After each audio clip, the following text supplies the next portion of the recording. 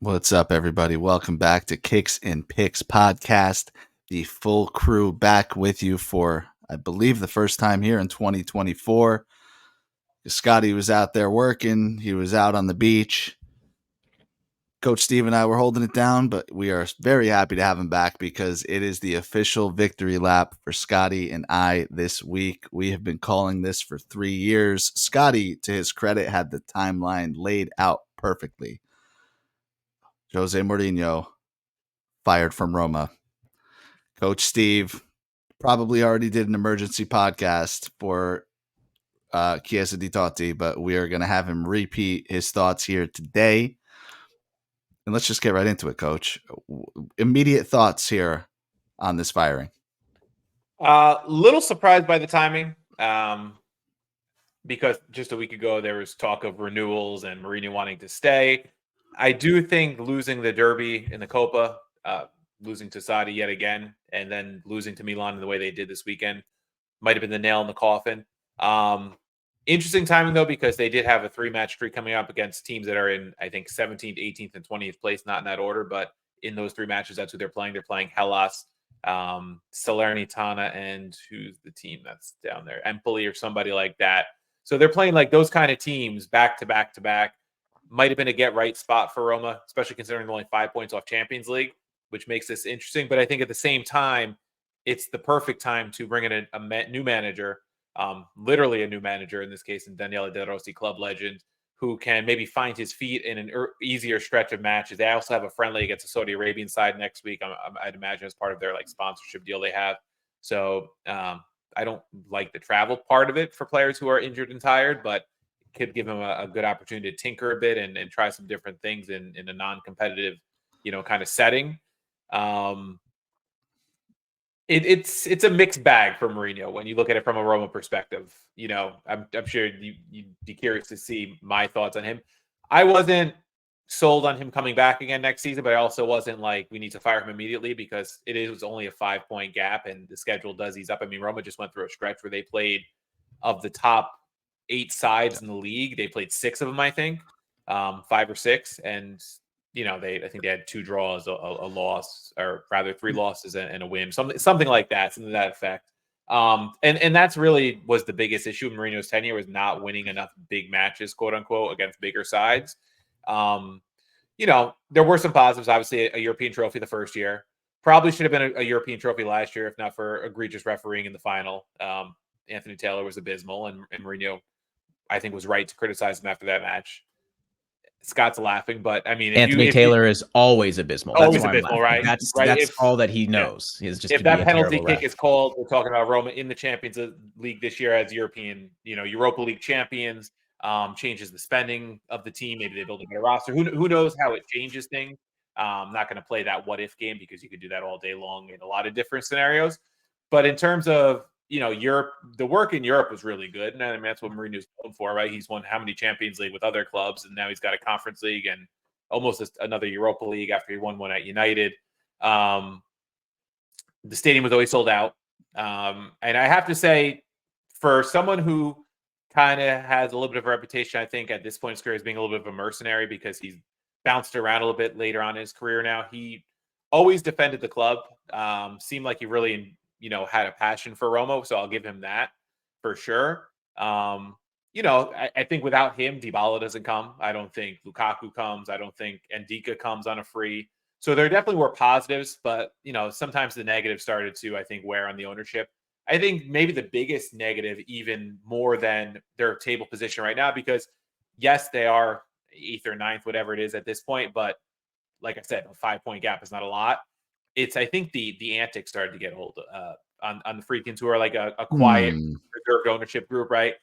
He's been in the stands maybe more than on the bench this season. I think that was maybe the bigger issue is, he did air some of the grievances a lot of other people would love to have said, and I'm sure a lot of other managers in the past would have said about their clubs, but they don't have the clout to do it that Mourinho does, and maybe the leash that he had. But I worry from a De Rossi standpoint, because he's my favorite player ever to wear the Roma colors, even more so than Totti, is he's a manager who's only ever managed as an actual manager at the Serie B level, and it wasn't a great spell with Spal last season. Was an assistant on the Euro 2020 winning side for Italy under Mancini. So there's not a lot of managerial experience, not a lot of coaching experience. Still, just I think 40 years old. I do think the hire has a lot to do with public relations and cushioning the blow. I think because for all of Mourinho's faults in these last couple months, he still had a big support among a lot of the fans. I think a lot of Roma supporters would have taken him back if Roma could have finished the season in a decent standing. I saw Roma lost like 400,000 Instagram followers or something like that today. As they're called, the Mourinho sexuals, right? Like they flock to wherever Mourinho goes. They literally will follow. Like they follow him more than we follow a club, which to me is crazy because like we all have players we like, and if they move on from your club, you're probably going to follow them and wish them well and hope they do well as long as they're not playing your club. Like these Mourinho people, like they literally will die for that man. Like some of the people we had start following Chiesa Totti right after the hiring was insane. You could just see like that's all they are there for is him. Yeah. A lot of criticisms of the club and their lack of spending because Mourinho needs all these players and So that part I believe, but I do think I think for the most part Roma fans in the long run will be grateful for Mourinho's tenure. I think 2.5 years he did do some positives for the club, did bring through some youngsters that have become first team players. And there have been some positives. I think it's a mixed bag when you look at the entirety of his tenure. Obviously he was brought in to achieve more in terms of like getting to the league standings, like finishing top 4, getting to the Champions League, I think was always the goal when you bring in a manager of Mourinho status. Taking my talking points, coach. I mean, you asked me to no, that's my fair. thoughts Listen, on him. I think I'm I've gonna had to go over this a few times in the last few years, but I'm gonna give you a breath here, and I do want Scotty's thoughts because, like I said, he had this timeline down to a T. And Scott, man, I wish we had a little more time to powwow before the episode because I know that we recorded at some point before that stretch that Coach talked about where we're like, oh man, this is a brutal stretch for Roma. Over under, how many points are we picking up? Over under, is Mourinho going to get fired? And I think we probably fucking nailed it. But I do want to say to your point, Steve, just domestically, right? So listen, I don't think you or I put as much stock into it as some of the fans do, some of the owners do, but if you're talking about head to head with Lazio, who's your rival, 6 matches, 1 win, 1 draw, 4 losses. That's not cutting it. You never finished above Lazio, right? In any of the 3 seasons. I mean, Roma hasn't in, I think, 5 or 6 years, but not all Mourinho's fault, but that's not a good look. No. And I think, Milan, I don't think he ever beat Milan. Crashed out of the Coppa Italia every year in like super dramatic, awful, why did we even show up fashion. That's not a good look. And I think the most important thing that we've said on this podcast time in and time out is, he never made Champions League. Dude, like, what did you accomplish? You finished 6th and 7th or 7th and 7th. I always forget the exact position, but I know Juve got deducted points, so it throws me for a loop. So yeah, you got a trophy, and I would never take that away from you guys. I would love to have that as a Lazio fan, but did he advance the program? And I don't think he did. And that's kind of long been my argument. And man, Scotty, did we get the fucking red card thing right again? I think 3 years in a row. So I don't know. I'm feeling like this was all too predictable. Yeah, I'm afraid this is almost like a sell high time for buying in on the kicks and picks stock market because like we've been right on the nose with everything going on in Mourinho. And it's sad. Like we've only ever known Coach Steve and Roma on this podcast as a Mourinho led club.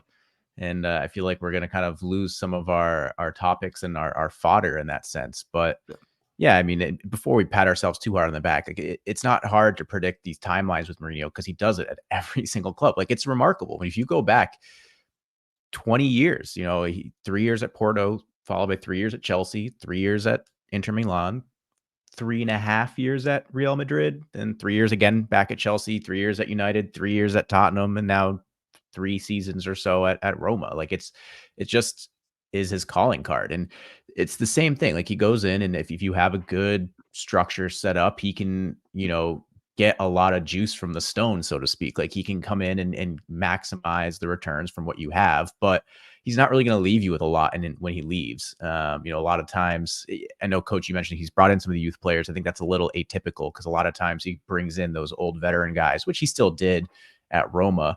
But then when he leaves, he kind of leaves the squad in a precarious position where it's very top heavy with veterans. Usually it's a little bit lackluster at the bottom with like upcoming youth.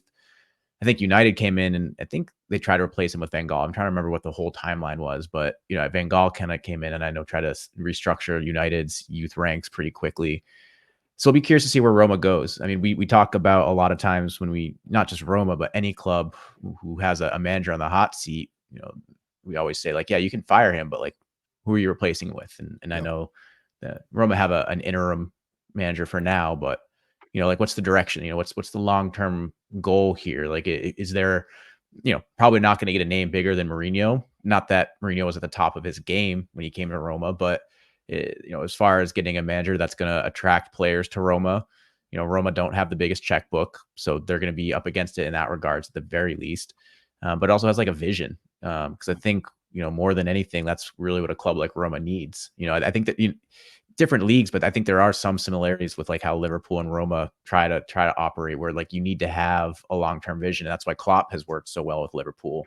Obviously Liverpool have a lot of financial means. I'm not going to try to insinuate they don't, but you still, if you're going to compete with the likes of City and Chelsea's and United's, like you need to have some form of long-term vision because you can't just win with your checkbook. And I think Roma really have to do something similar if they want to try to upset the balance of the Milan clubs, of Juventus.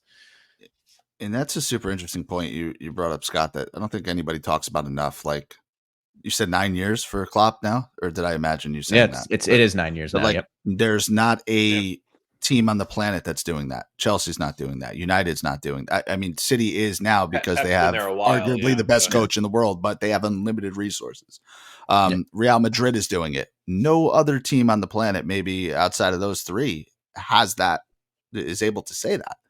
And that's that continuity factor, right? Yeah. And that's really, that's where I see both sides of this because, was he at the end of his rope and did everything get a little bit stale? Yes, that's true. And you guys have heard me complain about Saudi for the same reasons in year 3, but only so much you could do with the players you have and the financial situation that's in front of you. I mean, this Roma squad's not that great. I think the surprising part for me is what you said, Steve, is that everybody's kind of so close and every team is letting each other off the hook. So, are they just punting the season again? Kind of feels like they are. This is like almost like a no-win move for De Rossi. I mean, great for him, but is he going to be the coach next year? I don't think if we're going to take the team seriously, to Scott's point.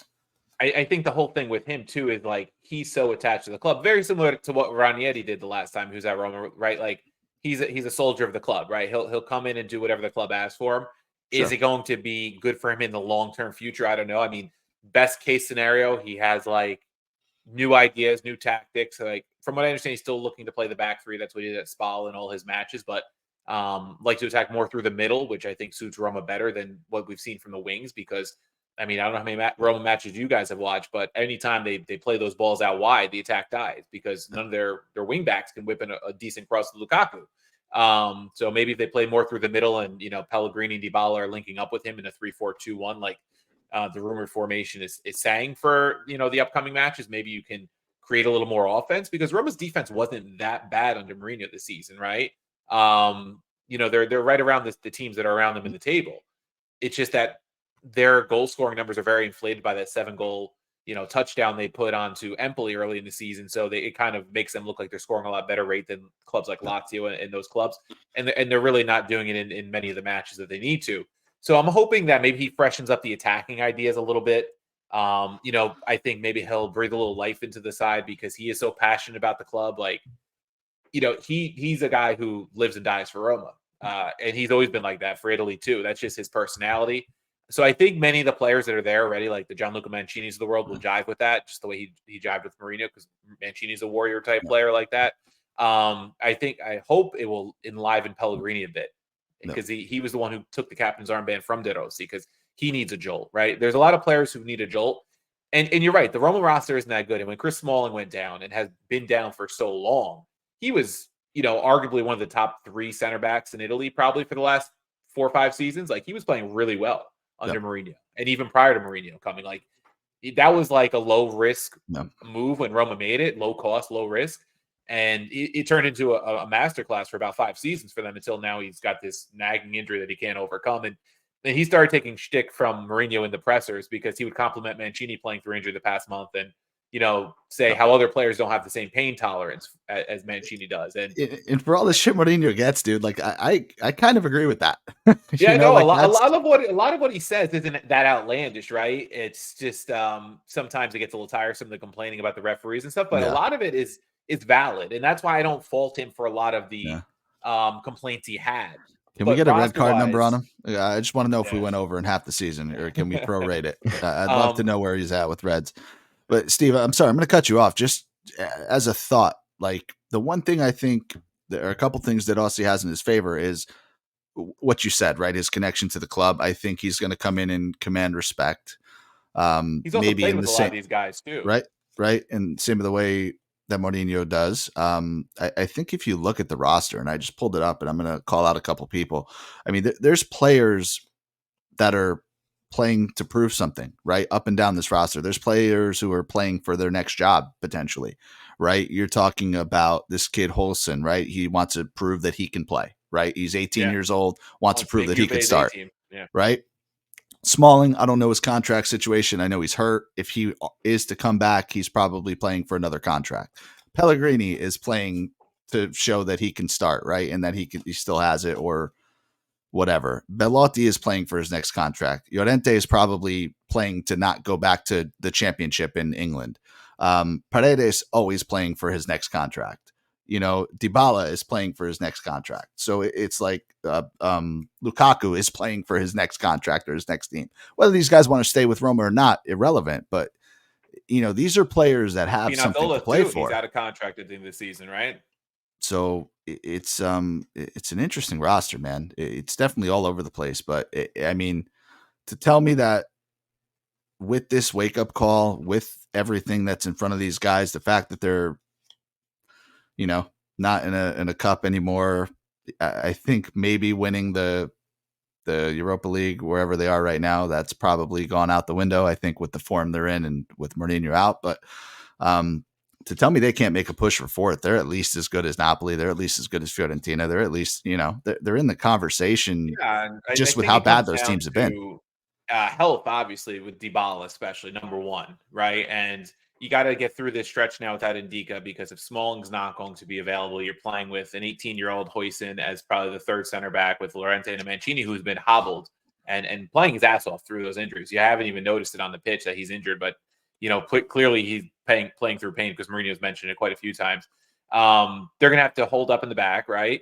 You're going to have to get a lot from Dybala and Lukaku, which they are very well capable of. I think with a little bit better tactics, I think Lukaku will shine even more, because they'll get more of the ball to him. Because he started really hot for Roma when he first came over, right? And he's still got plenty to give. Dybala's got plenty to give when he's healthy. The midfield, Paredes, he's divides people, right, on Roma Twitter, and but he's a player De Rossi knows well. He started his career at Roma when De Rossi was there in the midfield together.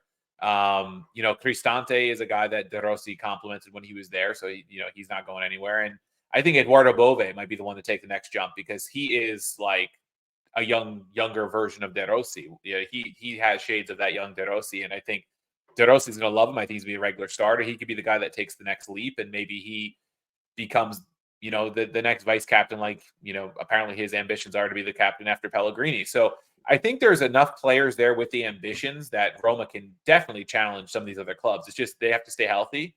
They're probably going to have to find another center back in this window, or at least survive until Ndika comes back. And they got to get some production from their wing backs, whatever that may be. So you guys might be better versed on this than I am. Mourinho's no longer the coach. Is he still getting paid? He gets paid through the end of the year? Yeah. Okay. So that sucks. That's going to cut into their transfer budget. Scotty, as the Mourinho expert, if you had to ballpark it, where's he going? What's his next job? I mean, I think he goes to a national team at this point. Portugal, maybe? Because Portugal just hired Martinez, right? I feel like he's super expendable, right? Not that they're going to do it before a World Cup. I don't think they are, but I mean, he's got to be expendable. Yeah, if they crash out the Euros or something. Euro Cup. Right? I'm sorry, Euro Cup is next. Yeah. So maybe he sits around and waits for that. That could be a possibility, or maybe he takes What about Brazil? I mean, Ancelotti's they just hired somebody too. They just Can you hired imagine a coach Mourinho tactics with Brazil though? That's like an offense to football. You can't do that. That's just so wrong. So I hope not Brazil, but I don't know. I don't know which national team it will be. I think you're right, Nick. It'd probably be something that happens after Euros because he's getting paid anyways. I'm sure he's not itching to get back in. And honestly, from what it looked like, he actually looked to be a little upset that he was leaving Roma. So he may want a bit of a break. He may not be, I think there's been times where he's been basically calling to get fired because he's been sick of the situation and was maybe stirring things up in post-match press conferences just to kind of get that extra attention. I don't think that was the case at Roma. So I could see him wanting a bit of a break and letting dust settle after Euros and seeing what national team opens up. I think that's probably his best move. No, I genuinely believe he enjoyed managing Roma and he wanted to continue. I do. I think he enjoyed like the way the fans embraced him that maybe they didn't at other clubs as things started to sour. They didn't turn on him so quickly as maybe the Spurs fans or some of those others may have turned on him. The other possibility is obviously Saudi Arabia because they're going to throw a boatload of cash at him. Yeah. One of those. It doesn't seem like that project's going too well because there's a whole lot of players coming back 6 months later being like, we can't do this anymore, including Karim Benzema, who is supposedly going to be the one most likely to adapt because of his faith or whatever. But we'll see. Man, I'm really trying to pull up how many red cards he's gotten, but can't seem to see it. He does weirdly feel like a good fit in Serie A, though. So it's like, I don't know what other clubs would really. Maybe, a lot of his success. Maybe he goes to Lazio after Saudi leaves. We can keep him in the family. I wonder. I kind of wonder like how these teams would be different if we swapped managers. I feel like the personnel is like better suited. Yeah, that would be kind of funny. In any case, Coach, any last words before we move on to our picks? No, I was just trying to see if I could find the red card number. Well, Coach, I got a question for you. I kind of touched upon it a little bit, but are there any names that you like to see floated about to be connected with Roma in the summer? So obviously for me, it all depends how things go with De Rossi. I think if he does a good enough job to warrant another year. Don't fall into that trap. Don't fall into that trap. Scott. Ole Gunnar Solskjaer is the perfect example of why you don't fall. Well, I mean, I also look at a young manager like Xabi Alonso and what he's been able to do with fresh ideas at a club like Leverkusen. Like that's a pretty equivalent club to Roma, I think, in terms of stature and where they are versus like a Bayern Munich. But Alonso wasn't really like linked directly to Leverkusen at any point. No, he wasn't a club legend. No, he never played. So it has to. I kind of agree with. I tend to agree with Scott. If you want somebody, Thiago Motta is the guy I'd want. If you ask me quickly, because he's a young up and coming manager who's got good ideas. But what I was saying on Across the Romaverse yesterday, like we were talking about possibilities before this all went down this morning, and it was like Antonio Conte is gonna be linked, but he's gonna be a similar situation to Mourinho, right? No way. Worse. Thiago Motta is going to be linked, but if you're Thiago Motta and you finish say 5th or 6th and you're in Europa League and Roma finishes Conference League or worse, do you want to go to Roma and leave Bologna? I don't know. Like, how much more can Roma pay than Bologna to really attract you there? De Zerbi's not leaving Brighton, I don't think anytime soon, at least not to go to like a lateral move, maybe at best right now. So it's going to be interesting where they go with it. To me, Motta would be the most intriguing name, though. So I tend to agree with Scott that is a trap, but I would say the same thing I said at the start of the episode. If you're not going to give somebody real deal time, you might as well hire one of these recycled proven managers and stay in the cycle and try for some short-term success and try to win a competition and we move on. But, if you're going to stick with De Rossi, you can't fire him when you finish 9th next year, right? No, you have to give him time. You have to. But our Roma fans, not just Roma fans, but Roma fans think that they should be this great team that's in the Champions League every year. Well, you're not. I mean, what I reality. think the problem is? I think just like people like me who started following the club in the mid-2000s, right? Juve was down in Serie B at the beginning, right? Or in trouble. So they took them time to rebound. Both Milan clubs went through banter errors when Juve did rebound. So then there's Roma, winning a couple of Coppa Italias in the late 2000s. finishing second quite a few times between, say, 2007 and 2018 or so, right? So, like, if they, to me, they always felt like a bigger club than I now realize they are, because they were in the Champions League every year because the Milan clubs were down. At some point, Juve was down. Napoli was here and there. Like, and to their credit, they were in the second round of the Champions League, third round of oh the yeah, Champions League. Yeah, very, very rarely eliminated in the group stage, right? So they did do really well, and this just makes you appreciate the work that Luciano Spalletti did when he was at Roma both spells, because nobody else has been able to really replicate that outside of the run that EDF made. But that was off of a Spalletti season that they really built for that round of the Champions League that they lost in the semifinals. I have one name for you. I don't know if this is attainable. What about the guy from Girona, Michel? Don't really know much about him, honestly, or seen Girona play, but obviously their record speaks for itself. Yeah. I mean, like, Sometimes, that's the kind of guy that I like. Someone in that with that type of track record, I think, is what realistically you would need at Roma. I kind of agree. I would say at this point, not just to Roma, but specifically Roma, coaches better be like 45 and under. You know what I mean? Like, give them, guys 48, make them young. They need to be able to relate to the players. It's a different era, and they need time, right? And I think that's kind of the way, because if you're looking at 50 plus, there's 5 managers that are worth hiring no matter what team you are. Outside of that, dude, you're just kind of, you're going through the same thing you went through with Mourinho. Yeah, and we've seen this issue at Roma multiple times, right? Fonseca 2 seasons, EDF 2 seasons. Luis Enrique lasted not that long. Garcia, I think, was 2.5 seasons. I'm trying to think of all the guys that I've seen them go through. Zeman for a season. Montella, I think, was a seat. Like, they've gone through so many managers in between those Spalletti spells that it's crazy, and you can't build anything. And I know now, especially with the financial pressures of not being in Champions League for like 4 seasons and all this FFP, like, it puts even more pressure on the manager to have to succeed in quotes, like finishing top 4 so quickly, because they need the money to buy players. And that was part of the catch 22 for Mourinho. Like, you bring him in to qualify for Champions League, but look at the roster you've given him, right? And it's not better than the Milan clubs or last year's Napoli or Juve. So it's certainly a difficult situation. If they're going to go with De Rossi past this year, like if he does good enough to finish 5th or 6th or something, get back to Europa League or whatever it may be, and they say, let's stick with him, you're right. You have to give him some time. I think they have to work in a little more youth that's worthwhile and make smarter purchases. I think the way Sabatini used to buy players for Roma, right? Because they do need a new DS. That's their first priority right now, is to hire someone to find the players, because Pinto's done after February 3rd, is find someone who's going to find these young South American talents, or look at Kvaratskhelia at Napoli, right? These unknowns that can blossom for you. Roma did it so many times with Sabatini. I think Marquinhos and Benatia, they sold these guys for big bucks, and they just kept cycling through players. Salah, and it worked for them. Alisson. Salah, yep, Alisson. Yeah. Yeah, fair enough. Shit, boys, I didn't know that we'd go 30 minutes on Mourinho, but I think it was, for as much as we've talked about him for 2 years, I think it was warranted. Appreciate you, Coach. Your perspective is obviously super important here. And Scotty, pats on the back to us. We were right. We were right. Let's roll on to our picks.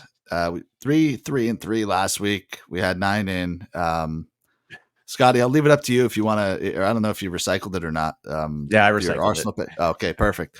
So just cruising along. Like we said last week on the show, if anybody listened, we've been doing well. There hasn't been that much club football since the start of the year to have shows and have episodes and discuss it, but we're feeling pretty good. We're just under 6 units down on the season, so the comeback is starting now.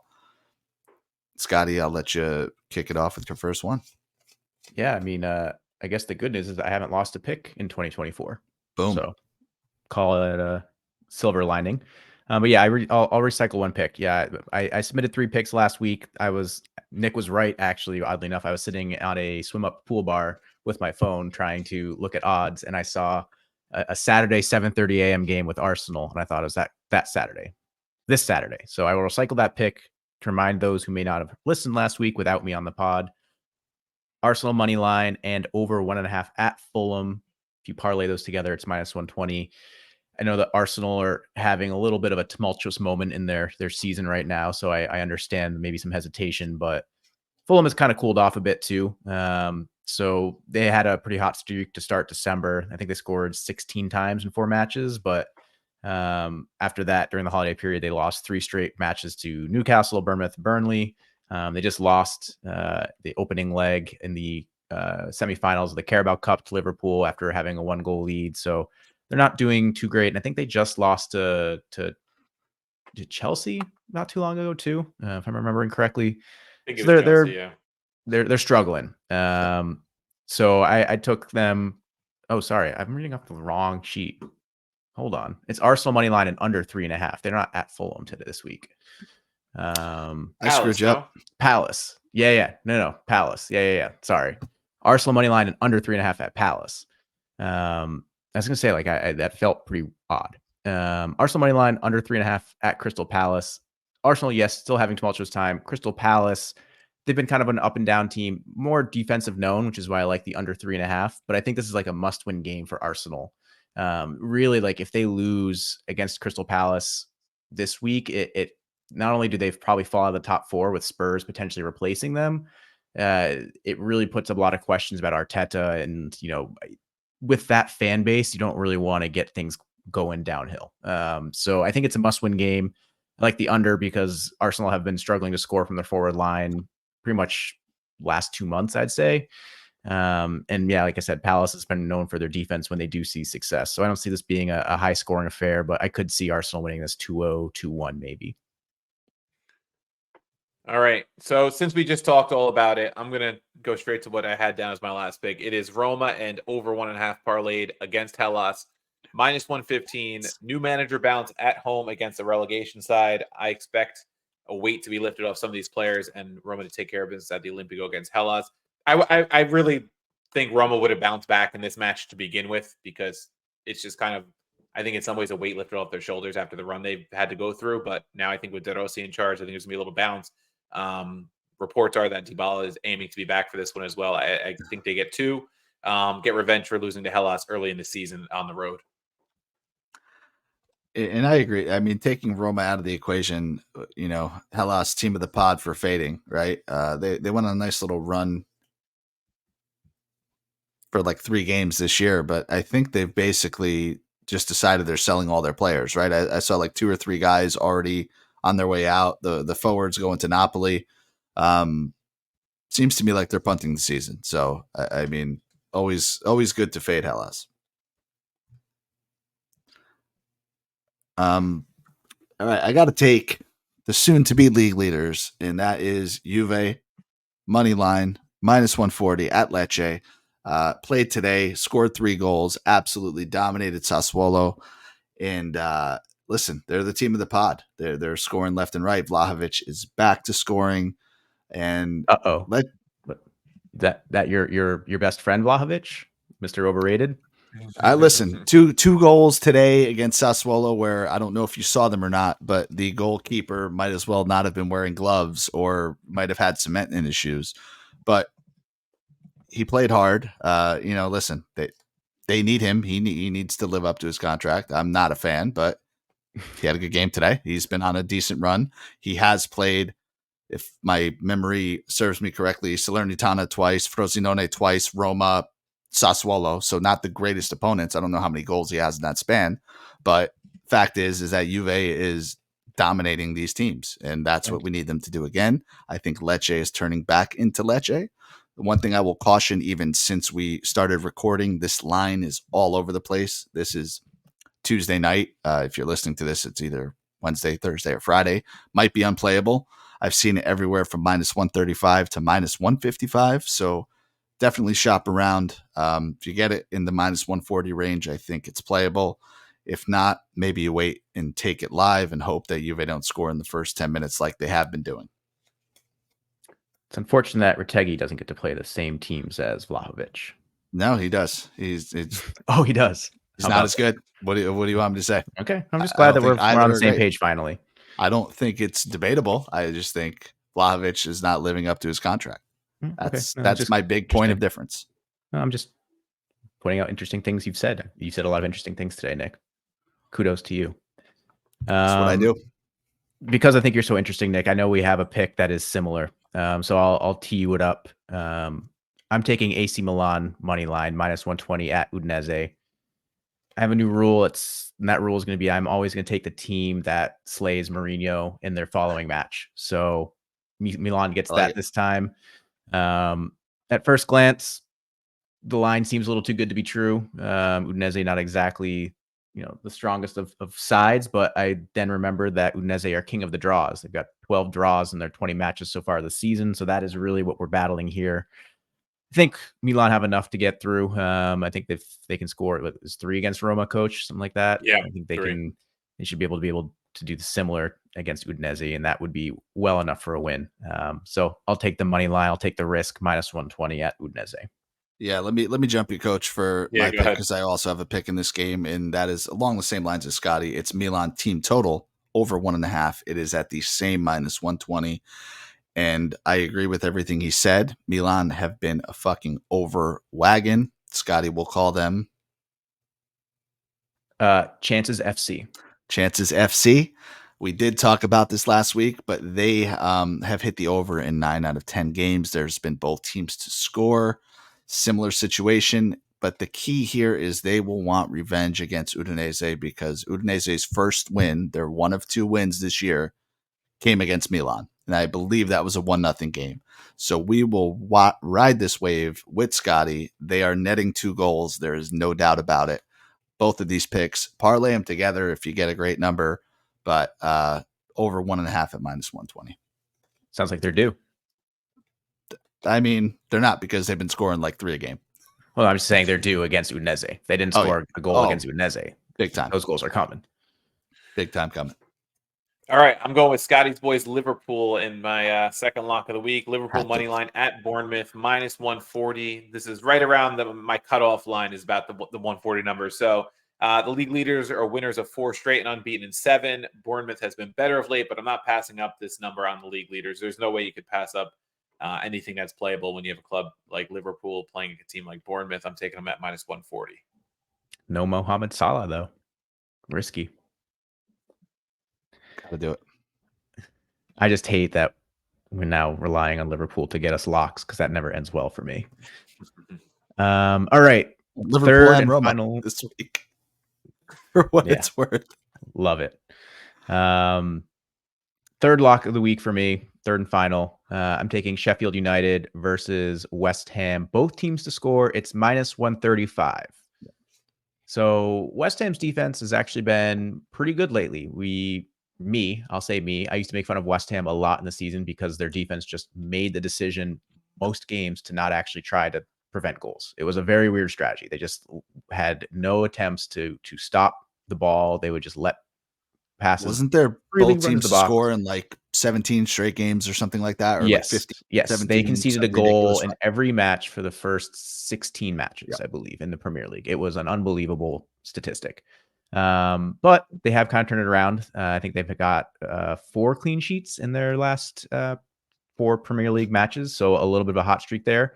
At the same time, Sheffield United are sitting all the way at the bottom of the league with a league worst 15 goals scored in just 20 matches. So kind of a confusing line of logic for someone that's taking both teams to score. The reason for that is because, with all that said, I believe these lines should really be reversed. It should be both teams to score. Yes, should be +100, and no should be -135. Currently, it's the other way around. If you think both teams are score, you got to pay the juice, which is what I'm doing at -135. And the only thing that tells me is that the books know something, and they really, really, really want you to take both teams to score no. So I have fallen for that trap every time this season. That's literally, Nick and I have said it. It's like, when the lines are too good to be true, you just got to take it, because if it doesn't hit, you can live with it. I've taken it. I'm negative units as a result. So I'm reversing it. I'm going to take the line that I hate. It doesn't make sense, but I think it's just got to be the number you take it at. It's got to happen. I guess Sheffield United's at home, so maybe that is the play here. Maybe Sheffield United can get a goal at home and force West Ham to play out. But it's a weird one for me. But I think this has to hit, because it's just one of those absolute trap lines from the books. Best logic and rant that I think I've heard in quite some time. And I'm almost going to take it a step further. And I will contemplate taking Sheffield United to score first, because I think you're exactly right. Yeah. Like this just tells me the books know something, and they are so confident about it that they're going to just take these lines and just reverse them on you. So that is my play. If you want to ride with me, please do. You're gonna have to look the odds makers in the eyes and dare them to go against you. And if you have the cojones to do it, I think you might get paid out. So, Scotty, I'm going to say we have Coach Steve backing Roma. We have Coach Steve backing Liverpool. The only thing we need is for Coach Steve to go coach worldwide. Well, it's happening because I'm going into the Bundesliga, one of my favorite places to go. I'm going Leverkusen, draw no bet at RB Leipzig, even money. Leipzig, slight favorite at home. I think the money line numbers were plus 135, plus 165. But Leverkusen remains unbeaten in the league and hasn't lost in 30 straight matches. Whoa. Insane run. They avoided the holiday hangover last weekend with a slim 1-0 win over Augsburg. Leipzig is coming off a 1-0 loss to Frankfurt. I'll ride Leverkusen to stay unbeaten and just, at the very worst, get me a push here. Yeah. Marco Rose at Leipzig, another potential name for Roma. Just throwing that out there. That should be a hell of a game. I would say if you have, be a good match. Yeah. if you have the means and the ability to watch it, man, that should be a fun one. You said it in your comments, but Leipzig's been very, very, very unpredictable. Love to see you walk out of here with some points. And my last one, I am going to the Italian Super Cup. So this game is played on Thursday. It's in Saudi Arabia. Inter is taking on Lazio. Lazio has looked good. But here's the thing. Inter want silverware. They're already out of the Italian Cup. They have been cruising. They scored 5 goals last week, 2 in the first 10 minutes. And like I said, Lazio have also been hot, but this is good. This means for an open game. I believe Lazio have won 5 in a row, if I'm not mistaken. But Inter is first to score in their last 6 games. In this current matchup itself between these two teams, both teams have scored in 7 out of 8. Lazio is without a clean sheet in 9 straight. Goal in the first half for Inter, minus 130. They are absolutely dominating first halves. And in a week where there was 4 Premier League games, 5 Serie A games, Serie A or something, really not much. We milked the value any which way we could to this point. I think getting a little bit creative and having Inter open up with a 45-minute goal, that's where I'm looking.